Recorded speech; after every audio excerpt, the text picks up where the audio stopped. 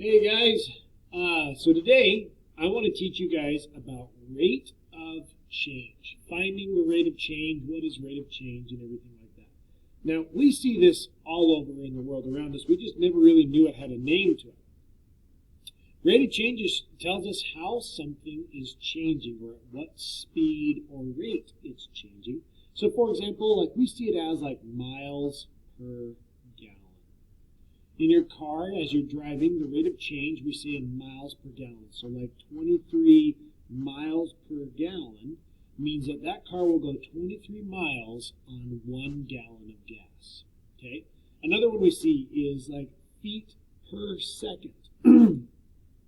So let's say you can run at 20 feet per second. That means you can run 20 feet every second. So after 3 seconds, you ran 60 feet.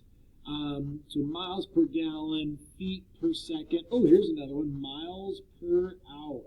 You're driving down the highway and you're going 75 miles per hour.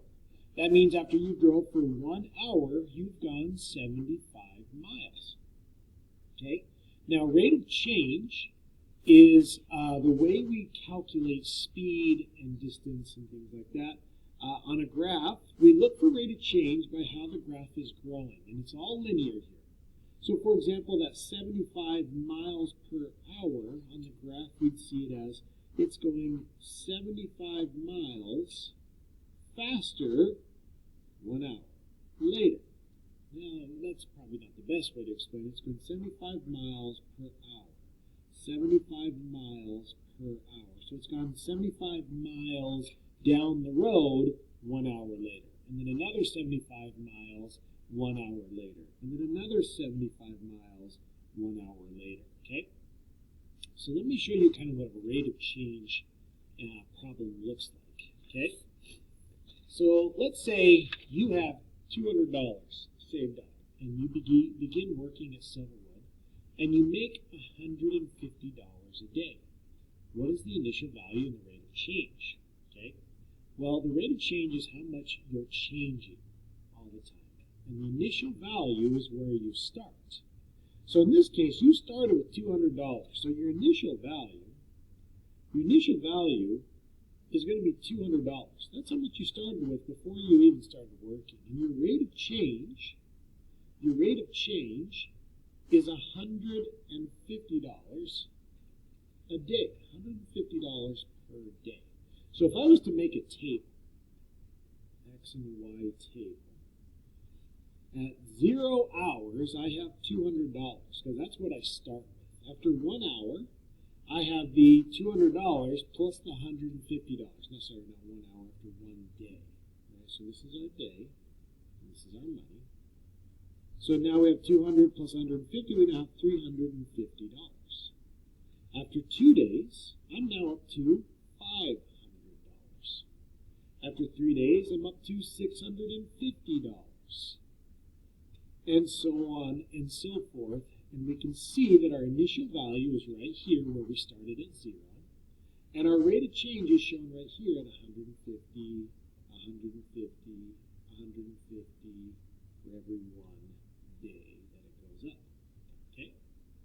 Now, another way to show it is I made this. So a tsunami. Tsunami travels very fast. So I made this graph showing a tsunami going up or traveling across the ocean, right? Where the X's represent my hours, my Y's represent my miles, and here's its table. So after 0 hours, it's traveled 0 miles, but 2 hours later, it's traveled 1,000 miles. 4 hours later, it's traveled 2,000 miles. Okay? So now if I take this and put it back here on this piece of paper, I'm going to show you this rate of change.